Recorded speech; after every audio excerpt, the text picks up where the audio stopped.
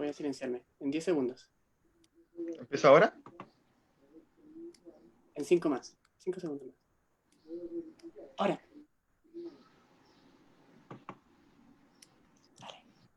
Buenas tardes a todos y todas, sean bienvenidos a Volcano Fest, el primer festival de ciencias sobre volcanología en la región de Antofagasta, donde conocerán el trabajo científico relacionado al estudio de los volcanes que se está haciendo en la región.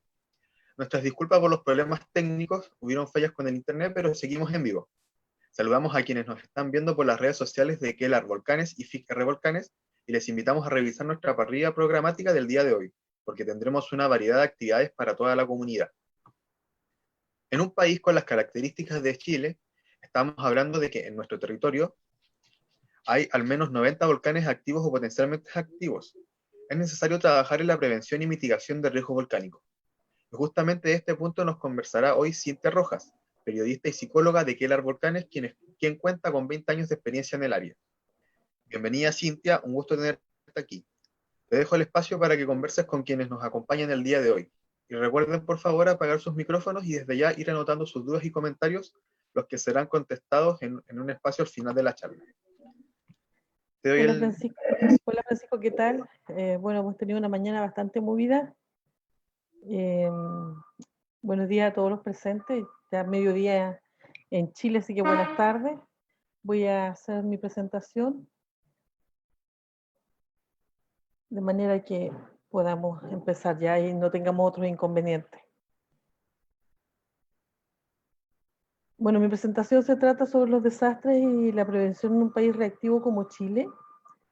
Desgraciadamente ocurren muchísimas cosas y una de las primeras cosas que nos ocurre es que nosotros solemos tener muchos desastres y esos desastres cuando ocurren afectan demasiado al país y afectan a las personas.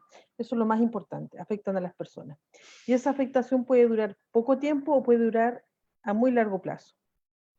Me presento entonces, mi nombre es Cintia Rojas, soy periodista y psicóloga del Quelar Volcanes. Bienvenido al Volcano Fest, nuestra primera feria de vulcanología.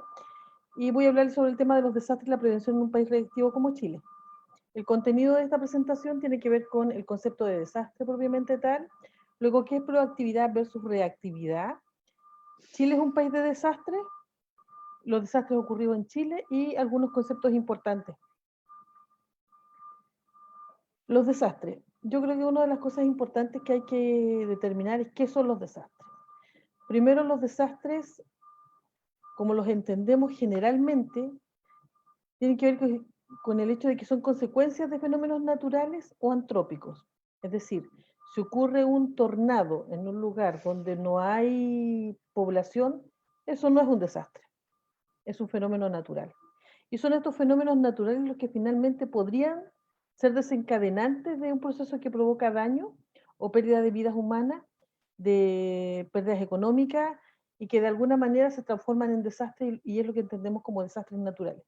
Pero si ustedes se dan cuenta del concepto, en el fondo lo único natural es el fenómeno que va a ocurrir periódicamente, probablemente en la misma área regularmente, y que finalmente, si hay población o no, se va a producir un desastre.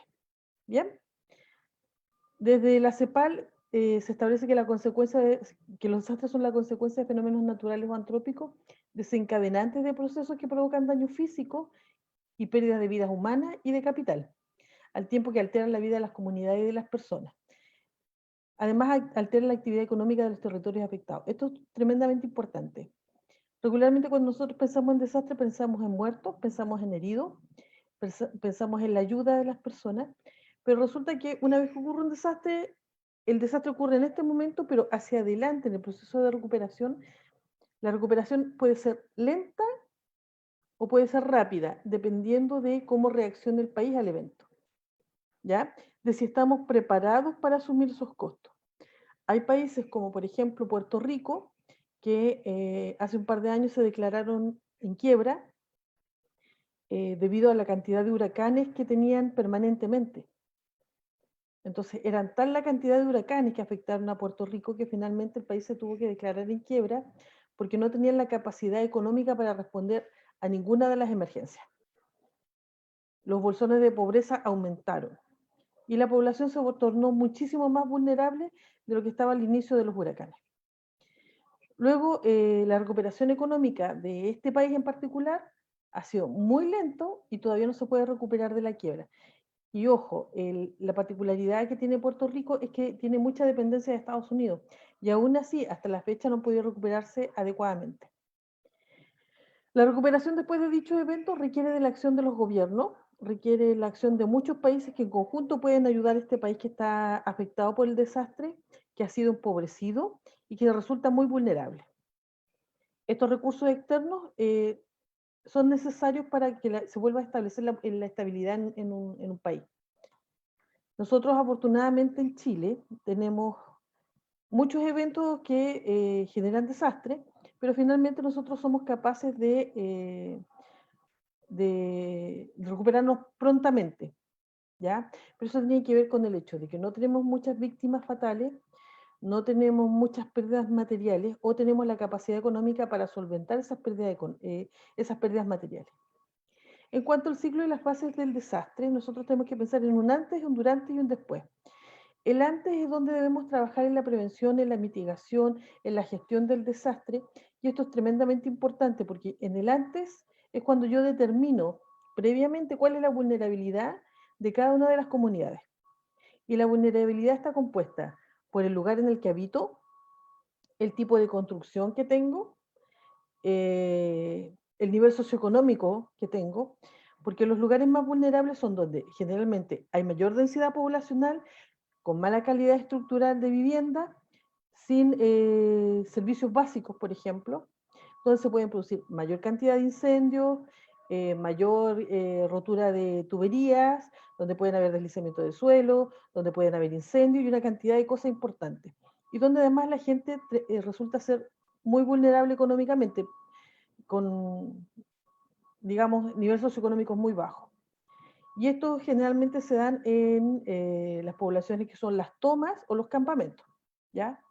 Ahora, eso no exime a nadie de que un evento que genere desastre no pueda afectar a aquellas personas que tienen una buena situación económica o que en el fondo eh, son menos vulnerables que otras. ¿Por qué? Porque dependerá también del evento y del tamaño del evento. Luego, durante, cómo nosotros vamos a reaccionar al evento, cómo vamos a trabajar para que ese evento no sea tan desastroso, qué vamos a hacer, cómo vamos a ayudar al vecino. Conocemos al vecino, sabemos en qué casa vive una persona que es minusválida, por ejemplo, para poder socorrerla, sabemos qué tipo de enfermedades tienen en la familia como para poder ayudarlo, sabemos dónde están los hospitales, sabemos dónde están, por ejemplo, los policías que pudiesen ayudarnos, sabemos dónde está la gente que pudiese ayudarnos, los bomberos, por ejemplo. Y en el caso de Chile, nuestros bomberos son voluntarios. Entonces, ¿cuál es la responsabilidad también que nosotros le atribuimos al otro? ¿Y cuál es la responsabilidad que nos atribuimos a nosotros mismos respecto a esto? Y finalmente tenemos una tercera etapa que es el después, que viene el proceso de recuperación. Y en esto de la vulnerabilidad, al decir que todos somos vulnerables, pero que hay sectores que son mucho más vulnerables, nos encontramos con varias cosas. Primero, con que se genera este ciclo del desastre, que tiene que ver con que una vez que ocurre el evento,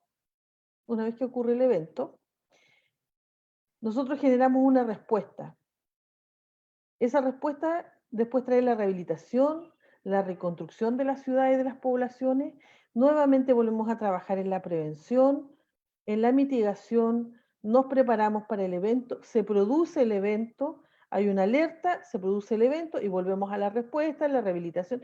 Y esto es cíclico, siempre ocurre exactamente lo mismo. Ahora, el tema es cómo yo evito que ese evento genere una respuesta tan grande que yo tenga tantas pérdidas. Precisamente trabajando en las áreas de prevención y mitigación, en la preparación para un evento.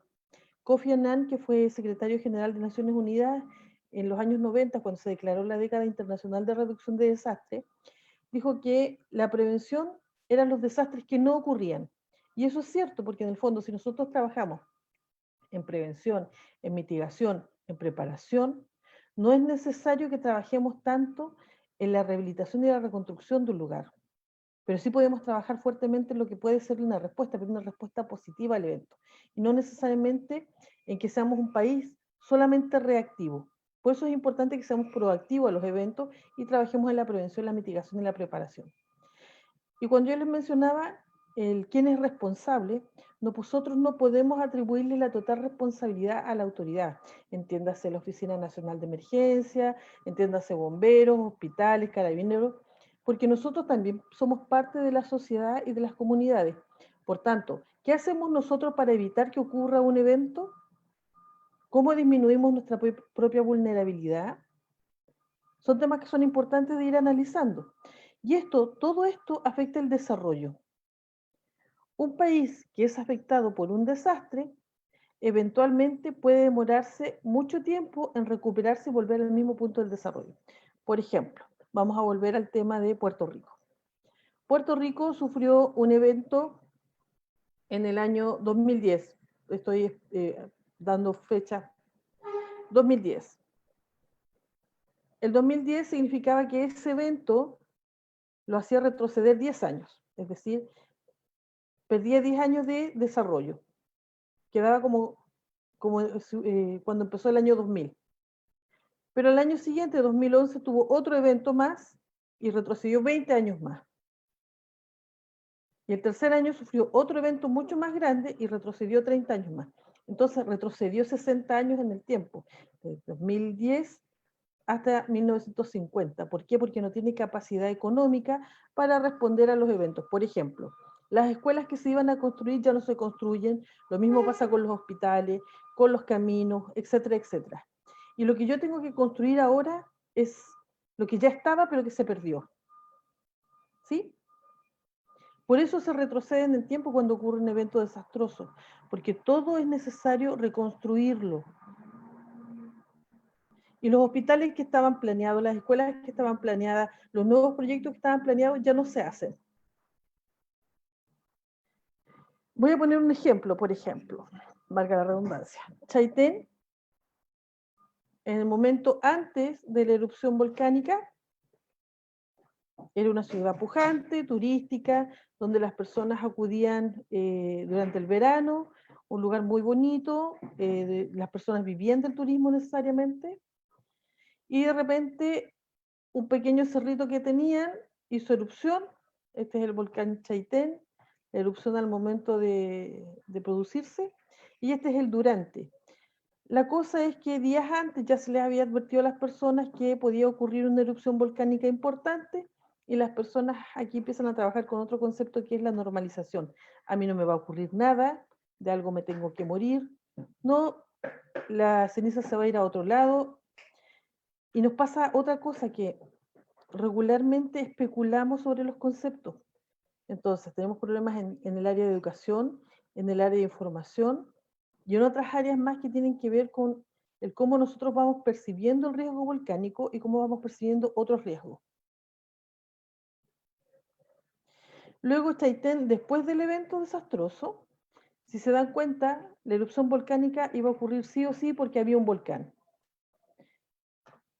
La gente sabía que estaba el volcán, sabía que el volcán, asumieron que el volcán estaba dormido, entonces no importa, estancámonos a los pies del volcán, no hay problema, pero luego que ocurre la erupción volcánica es necesaria una evacuación de emergencia, la gente pierde sus bienes, pierde todo lo que tenga que ver con ganadería, con vivienda, con agricultura, y la ciudad se pierde.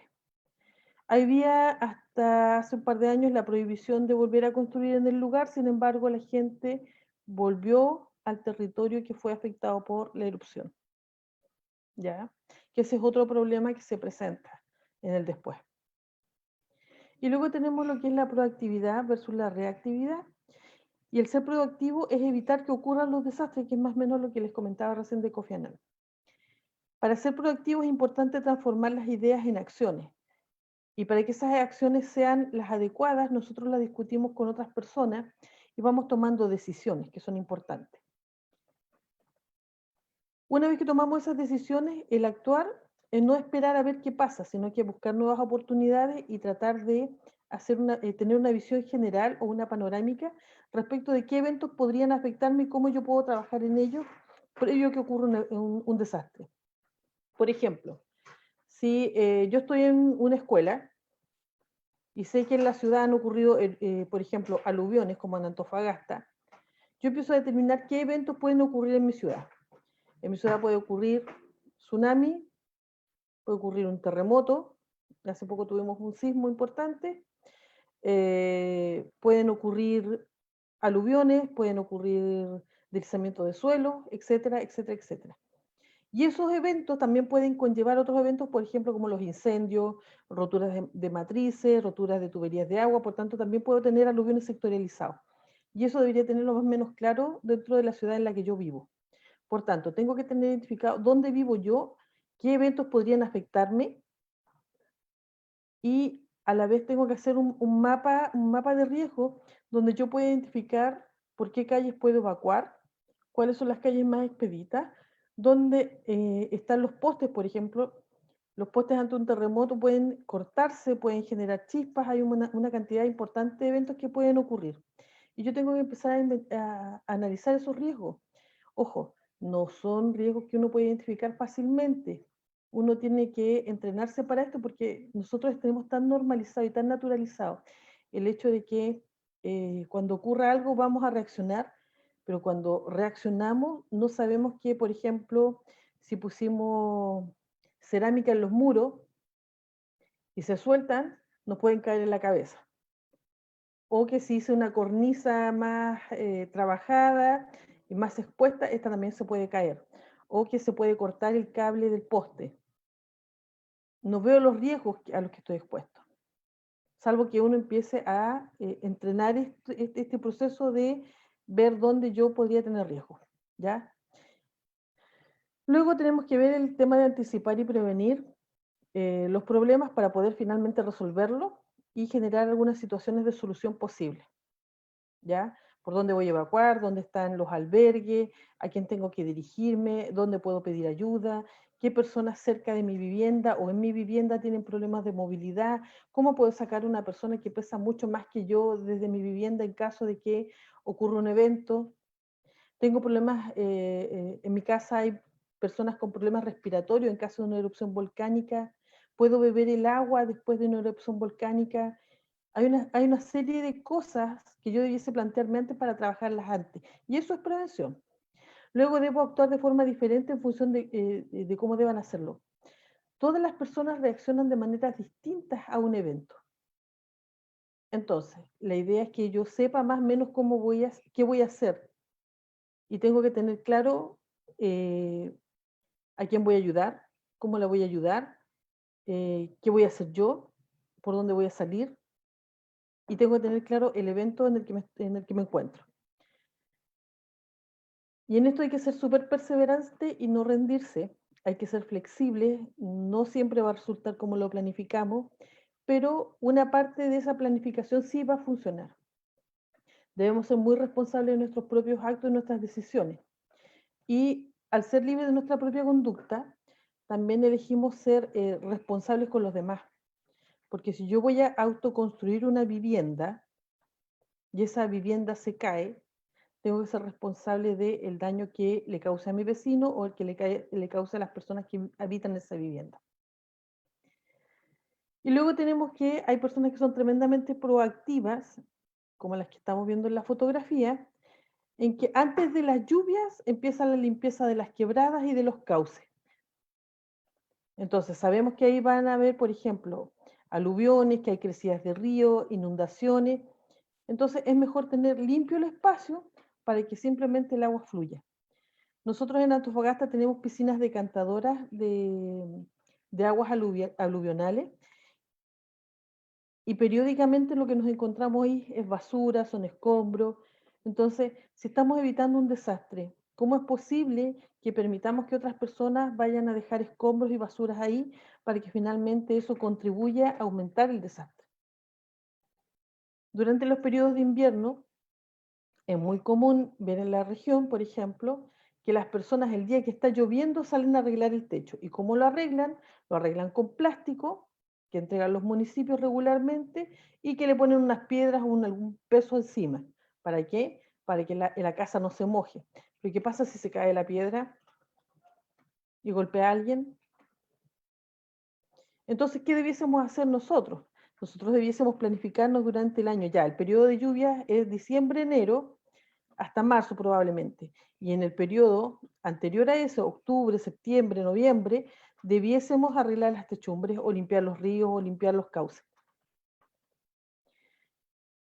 Y acá tenemos otro ejemplo que ocurrió hace poco en Chile, y esto tiene que ver con Arica, un camión lleno de plásticos para cubrir techos que no ha podido llegar a Arica. Ya hablamos del 10 de febrero del 2019, y habla de cortes, es decir, son 2 metros de plástico por familia para arreglar un techo. ¿Sí? Y la municipalidad informa que la forma de canalización de la entrega del nylon es a través de las juntas de vecinos. O sea, la gente espera que llueva para pedir plástico a los municipios para solucionar un problema para el cual tuvieron un año para arreglar los techos. Luego en Antofagasta, lo que les decía, tenemos piscinas aluvionales que regularmente están llenas de basura, porque desgraciadamente no tenemos conciencia de los eventos que pueden ocurrir y tenemos mala memoria. Cuando yo digo que tenemos mala memoria es porque no recordamos los eventos del año 91 en que murieron 114 personas, entre adultos y niños. ¿Ya? Una de las zonas más afectadas fue el área de la quebrada La Cadena, Salar del Carmen, y también la quebrada Baquedano, que figura en la foto a la izquierda. Y esa imagen es importante porque la mayoría de las personas que fallecieron fue en ese sector y hoy día nuevamente está repoblado.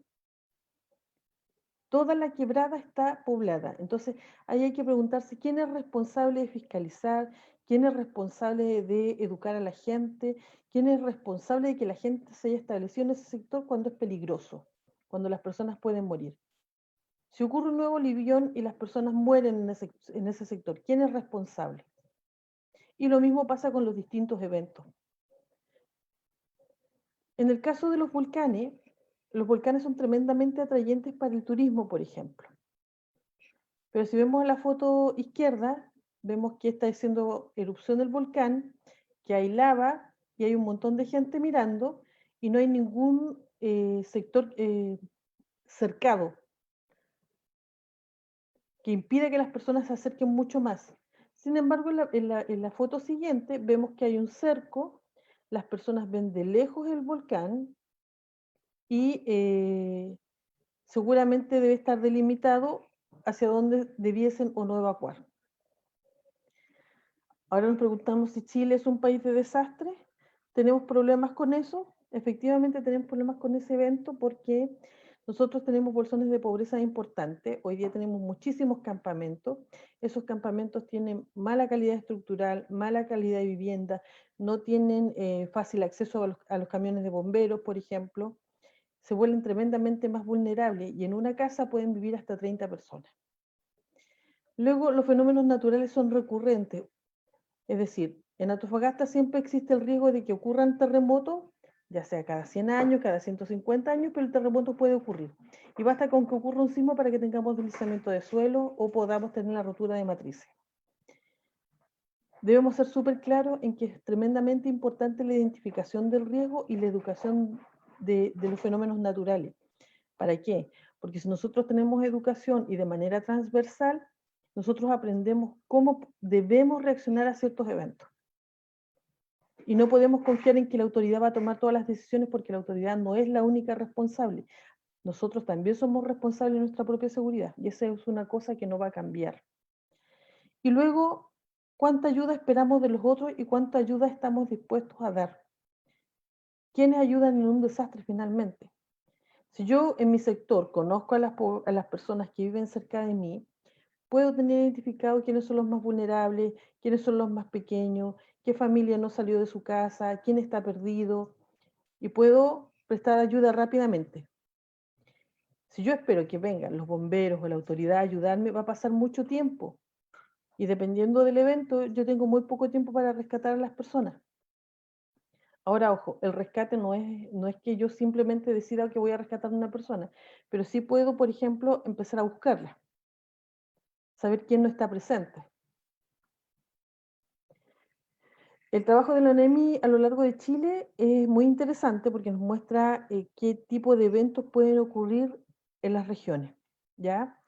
Y la ONEMI no es totalmente responsable de nosotros en cuanto a la prevención y la mitigación, porque ese es un rol que también jugamos como comunidad. Ellos nos guían, pero somos nosotros los que finalmente tomamos las decisiones y gestionamos el riesgo en el sector donde estamos viviendo. Los desastres en Chile suelen ser terremotos, inundaciones, erupciones volcánicas, incendios forestales, aluviones, deslizamientos de suelo. Hay otra cantidad de eventos que son fenómenos naturales que pueden finalmente terminar como un desastre. ¿Somos un país de desastres? Sí, hemos tenido bastantes desastres importantes. Por ejemplo, el terremoto de Valdivia del año 60 significó que Chile se pusiera a la cabeza de los terremotos más grandes del mundo. El terremoto 9.5 Richter se sintió a nivel mundial. Es un terremoto muy grande, con una devastación importantísima en el sur de Chile. Pero previo al terremoto se sintieron varios otros terremotos, grado 8, grado 7, etcétera, etcétera. ¿Aprendimos algo de eso?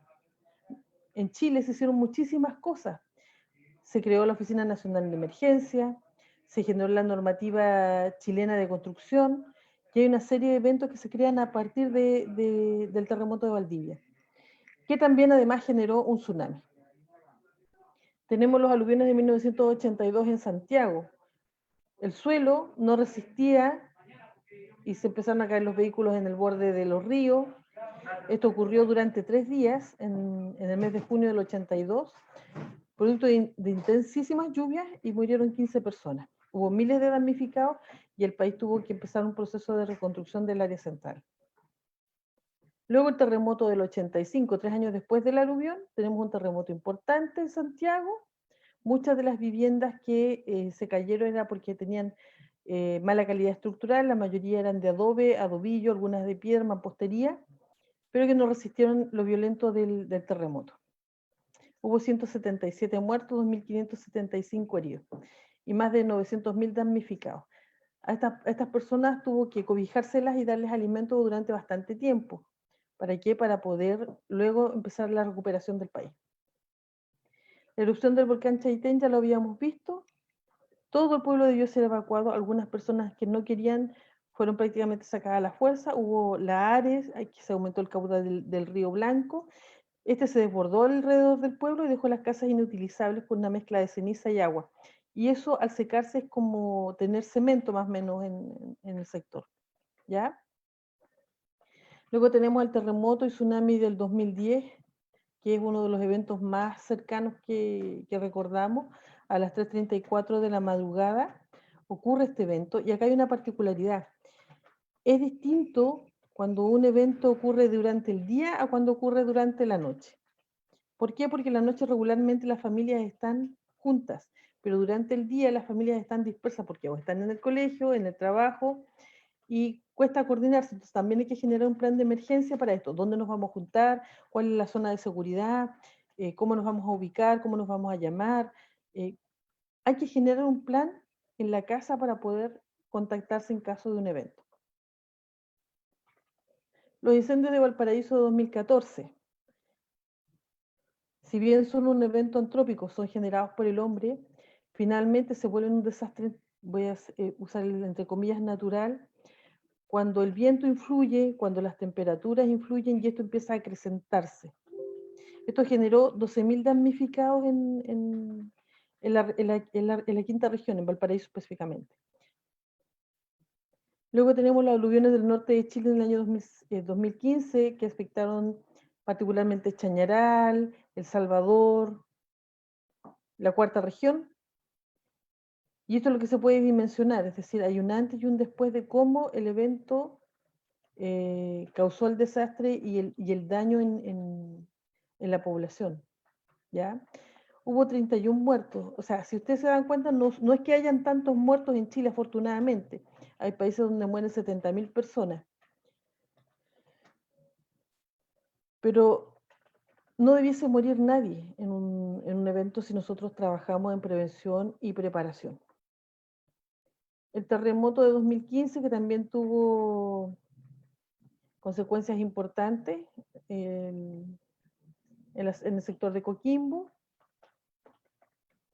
Los incendios forestales de 2017, que afectaron buena parte del sur de Chile. Tenemos también el aluvión de 1991 en Antofagasta. Si se dan cuenta, esta vivienda a la izquierda es una estructura sólida y ya no están ninguno de los muros. Con suerte se mantienen aún los pilares de la estructura y se puede apreciar lo mismo más abajo. Y eso tiene que ver también con el lugar que elijo para vivir. El lugar donde estoy viviendo es vulnerable. ¿A qué es vulnerable? ¿Qué evento puede ocurrir en el sector donde estoy? ¿Cómo puedo mejorar para que no afecte mi vivienda, para que no afecte a mi familia? El terremoto de 1995 en Antofagasta. Había 20 temblores al día y finalmente se produjo el terremoto. Fue un terremoto 7.3 en Antofagasta. Y el daño mayor se vio en el edificio Caliche, en el Curvo, donde los balcones se cayeron. Y esos balcones se cayeron porque la gente aumentó la cantidad de agua. Entonces el material terminó corroído. Y acá hay conceptos importantes que se van sumando siempre, que tienen que ver con la prevención, la colaboración, la historia de una comunidad, la percepción que la comunidad tiene del evento, la gestión de riesgo, es decir, cómo nos preparamos antes, las estructuras que estamos habitando, qué tipo de estructuras estamos habitando, cuál es la calidad de la estructura, hay autoconstrucción, qué material estoy usando, hay que ver el tema del riesgo, el daño, la normalización, los procesos de naturalización de los eventos. Y también tenemos que ver quién informa, cómo informa y para qué informa. No es lo mismo información que educación. La educación debe ser de manera transversal, a todo nivel, respecto de la prevención de desastres, de los distintos fenómenos naturales que ocurren. En Chile, nosotros, por ejemplo, en el sur de Chile, la gente habla mucho más de erupciones volcánicas que en el norte, primordialmente porque en el sur de Chile las personas viven más cerca de los volcanes y han tenido erupciones durante los últimos años. En el caso del norte de Chile, nosotros tenemos muchos volcanes, pero poca población cerca de los volcanes, lo que no quita que hayan poblaciones que están a los pies de alguno de estos, ¿ya? Pero como hay una cuestión tradicional y una cuestión cultural, no siempre hablamos de esto como una amenaza potencial para toda la población. ¿Calama puede tener riesgo volcánico? Sí, lo tiene. ¿Lo sabemos? No. Entonces tenemos que conocer las amenazas, tenemos que saber respecto de temas de prevención, cómo podemos prevenir. ¿Qué pasa si el viento cambia en una erupción volcánica? En Chile es muy conocido que cuando hay una erupción volcánica todos decimos, pero la ceniza se va hacia Argentina. Pero la cosa es que, ¿qué pasa si el viento cambia y la ceniza se viene a Chile? ¿Qué pasa, por ejemplo, con las torres eólicas? ¿Qué pasa con los paneles solares? ¿Qué pasa con la minería? ¿Qué pasa con la industria? ¿Qué pasa con las ciudades en sí? ¿Qué pasa con la población? ¿Qué importancia le damos a los eventos que podrían afectarlo? La importancia se la damos al momento en que ocurre un evento. Debemos darle importancia antes. Esto es tremendamente relevante al momento de tener que saber reaccionar. Luego, ¿cuántos simulacros se hacen en mi colegio, en mi oficina, en mi empresa en caso de un evento? ¿Se han hecho simulacros? ¿Son obligatorios? ¿Quién regula esto? ¿Quién fiscaliza esto? Los procesos de evacuación, ¿por qué calles voy a evacuar? ¿Cómo voy a evacuar? Y ojo, cuando me acostumbro a la evacuación y empiezo a ignorar lo realmente importante. También tengo que medir la respuesta, la resiliencia, qué tan resiliente puedo ser a los fenómenos, qué fiscaliza, la continuidad. Un programa de desastres hoy puede servir perfectamente para mañana o para dentro de 10 años o 20 años. Pero yo no puedo empezar un programa hoy, terminarlo mañana y no darle relevancia durante los siguientes 10 años, porque no creo conciencia de esa manera. El compromiso debe existir desde la autoridad, desde la comunidad y en cada uno como persona, porque el trabajo de mitigar es tremendamente importante si nosotros no queremos que hayan muertos, heridos, si no queremos tener que recuperarnos durante tanto tiempo respecto de un evento. ¿Cómo nos adherimos a la norma de evacuación? ¿Cómo nos adherimos a la prevención, a la mitigación? ¿Qué redes tenemos establecidas para que nosotros podamos contactarnos con las personas, podamos ayudarnos, que nos puedan orientar, que nos puedan formar en temas de prevención? ¿Cómo vamos superando la pobreza? ¿Cómo entendemos la pobreza desde la vulnerabilidad al riesgo? Y luego, ¿quiénes toman las decisiones?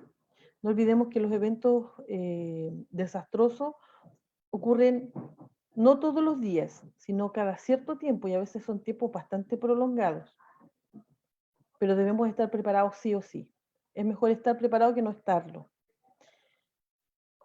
¿Cómo aumentamos nuestra vulnerabilidad?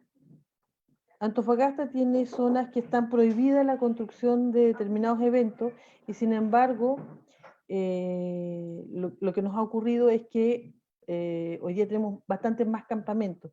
Estas personas están preparadas para una evacuación, para un incendio, para poder apoyarse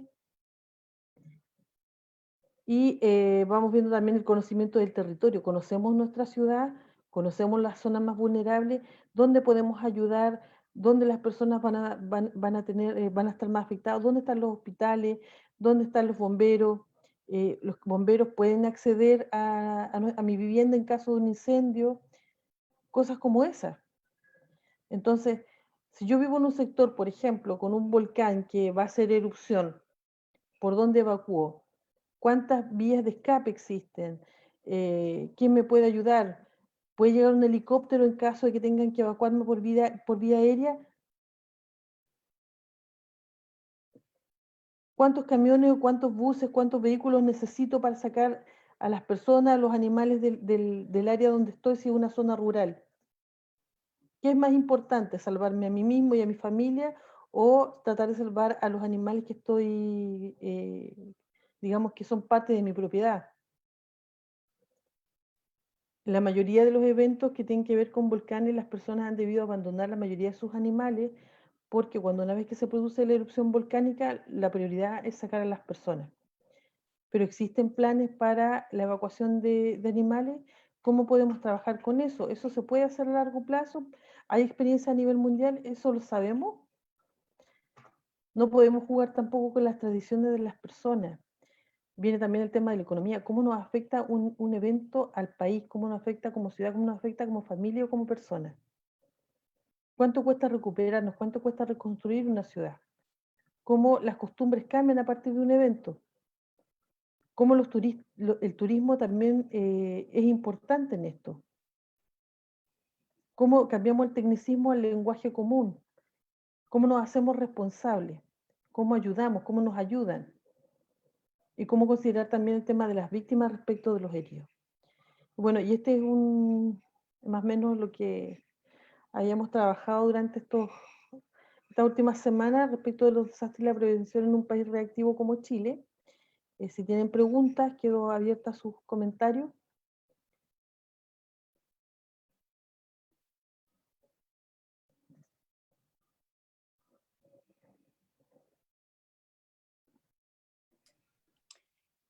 Cintia, hay una pregunta, Dígame. parte del Facebook Live, que preguntan, ¿qué otros métodos ayudarían a que la comunidad adopte conductas preventivas ante erupciones volcánicas? Mira, nosotros como Keller proponemos que uno es el tema de la educación que debe ser educación transversal, es decir, todo debe ser permanente desde el jardín infantil hasta que uno sale de la universidad. La educación es muy importante para que la gente entienda que estos eventos van a seguir ocurriendo sí o sí. Un segundo elemento es el cómo yo genero información y educación en las comunidades, con talleres, con obras de teatro, con actividades en que las personas interioricen que hay un fenómeno que puede afectarme. Y lo otro son estas discusiones en las que yo digo, bueno, ¿qué está pasando conmigo? ¿Qué pasa con mi sector? Generalmente, o desgraciadamente, hoy día en Chile, muy pocas personas se conocen entre sí en las poblaciones. Entonces yo no sé quién es mi vecino. Yo no sé si mi vecino va a necesitar ayuda en caso de una emergencia. O si mi vecino me conoce a mí, va a poder ayudarme a mí. Entonces también en las comunidades pueden empezar a trabajar eso. Y hay varias iniciativas a nivel mundial respecto de cómo las comunidades han ido trabajando. Pero una de las cosas importantes es el tema de la discusión, ir discutiendo qué es lo que puede afectarme a mí. Nosotros trabajamos en la universidad con niños de sexto básico a cuarto medio en un curso que se llama Desastres Naturales y lo que hacemos es trabajar directamente desde su vivienda, es decir, yo vivo en tal sector, cuáles son los riesgos a los que me encuentro expuesto y ellos mismos hacen un mapa y reconocer que efectivamente en su sector hay un problema, significa que yo empiezo a trabajar en eso. El tener que identificar qué tan relevante es la autoconstrucción en las viviendas. Si yo autoconstruyo, lo más probable es que esa estructura no funcione bien al momento de un evento. Entonces, todas esas cosas son necesarias y no requieren necesariamente de un experto, porque hay una cantidad importante de información en Internet. Pero ojo, eso también implica que la autoeducación debe ser un poco más regular, es decir, nosotros como universidad estamos siempre llanos y abiertos a poder ayudar a las comunidades. Entonces, si requieren de talleres, si requieren de estas conversaciones, nosotros estamos dispuestos a ir con ellos y explicarles de qué se trata esto.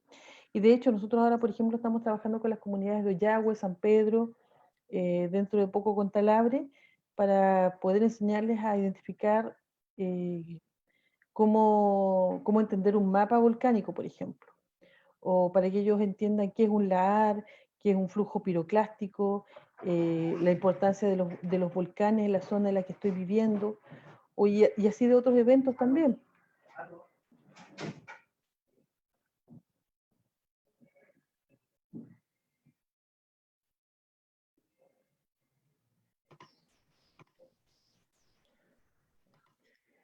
Cintia, Dígame. desde redes sociales nos hacen otra pregunta. Nos consultan si los recientes temblores indicarán otro temblor grande. No necesariamente, pero a ver, esto debería contestarlo mejor un geólogo, pero esto nos permite a nosotros dos cosas. Primero, que si tenemos más temblores, tal vez nosotros debiésemos tener una mochila en casa que tenga las cosas de emergencia en caso de que tuviésemos que evacuar o en caso de que efectivamente se produjera el terremoto.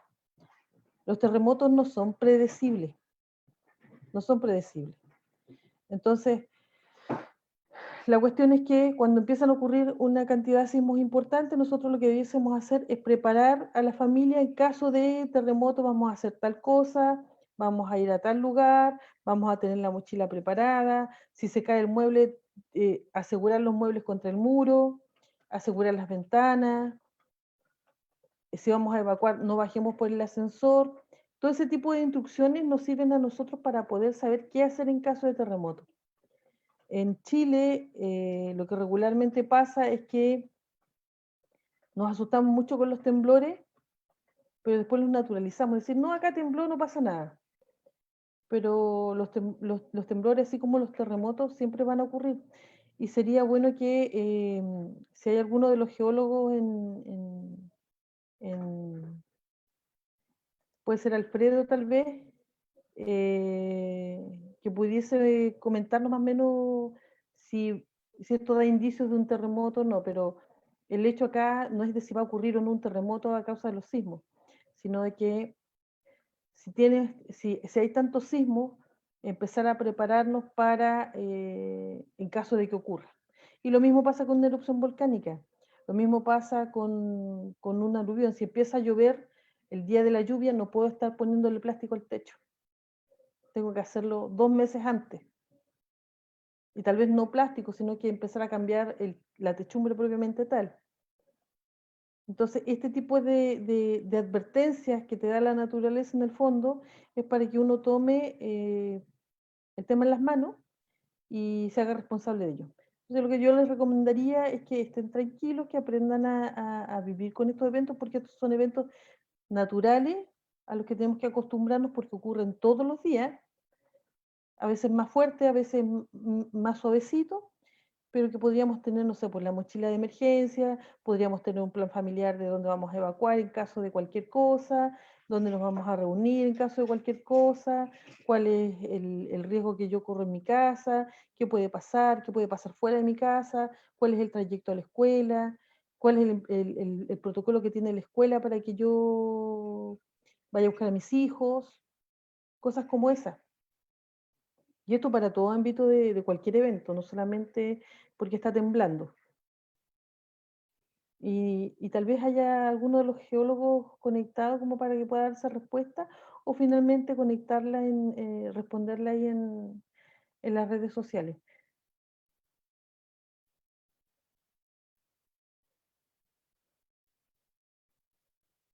Está sin audio. No sé si alguno estará acá como para responder, alguno de los geólogos. Felipe parece que Alfredo está tratando de conectarse al audio y me da la impresión que le resulta un poco difícil.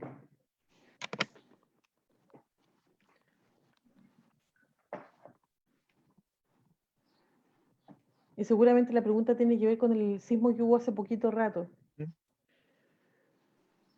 Lo podríamos dejar la pregunta pendiente para la jornada de la tarde, para que la respondan durante la jornada de la tarde. Sí, sería ideal eso, pero como te digo, desde el punto de vista social, que es el área de experticia que yo tengo, mi recomendación es que ante cualquier evento, lo mejor es estar prevenido, o sea, vamos arreglando la mochilita, vamos atendiendo el agua, la linterna, la radio, reunamos a la familia y expliquémosles que estos son eventos tremendamente naturales, que tenemos que saber reaccionar a esto y veamos si dentro de nuestra familia o cercanos hay alguna persona que necesite ayuda, cómo la vamos a ayudar. Esto es programarse. Entonces, los terremotos van a ocurrir sí o sí. Puede que ocurra hoy día, puede que ocurra mañana, puede que ocurra dentro de 10 o 100 años. Pero que va a ocurrir, va a ocurrir. Puede que nosotros vayamos de vacaciones y ocurra un terremoto. Y a lo mejor el terremoto no nos va a importar, pero sí nos va a importar que ese terremoto pueda generar tsunami, por ejemplo. O vamos a ir de vacaciones a otro lugar y vamos a ver una super erupción volcánica. Y la vamos a encontrar maravillosa viéndola desde lejos, pero desde cerca es distinto. Y tenemos que saber reaccionar a esos eventos. De hecho, uno de los ejemplos más patentes de no saber reaccionar a un evento es el tsunami de Indonesia del año 2004. Las personas no sabían lo que era un tsunami. Las personas simplemente vieron que el mar se recogió e ingresaron a la playa y empezaron a caminar, a caminar, a caminar sobre el fondo marino hasta que la ola los atrapó. Lo mismo pasa con los volcanes, uno se acerca demasiado a los volcanes, hay una erupción volcánica y la pluma se cae y no alcanzaste a correr. Entonces, tiene que ver con el conocer, tiene que ver con el hecho de la temporalidad y del lugar en el que estoy habitando, tiene que ver con el hecho de los eventos que pueden afectar la zona donde yo estoy habitando y del estar preparado. Bueno, vamos a finalizar por hoy, Cinta. Estamos un poquito pasados de la hora. Te agradecemos por esta charla que abre un debate bastante interesante. Recordar también que cualquier pregunta que tengan, cualquier duda, consulta, la pueden hacer llegar al correo quelarvolcanes@ucn.cl. Se escribe con C de casa y K de kilo, quelarvolcanes@ucn.cl. Te agradecemos de nuevo, Cintia, y agradecemos la presencia de todos y todas, y les invitamos a seguirnos en nuestras redes sociales de Quelar Volcanes y FIC R Volcanes. Recuerden que tenemos más de 30 actividades abiertas para todo público. Nos disculpamos nuevamente por los problemas técnicos que provocaron un desfase en los horarios de presentación. Por lo mismo, la última actividad de la jornada de hoy, durante la mañana, titulada Making of Volcanología para Todos, queda para mañana a las 18:30 horas. Les agradecemos a todos quienes fueron parte de esta jornada y no se olviden que continuamos hoy durante la tarde, empezando a las 14 horas, con la exposición Los volcanes de la región de Antofagasta, millones de años de historia de erupciones. Muchas gracias, Cintia, y muchas gracias a todos.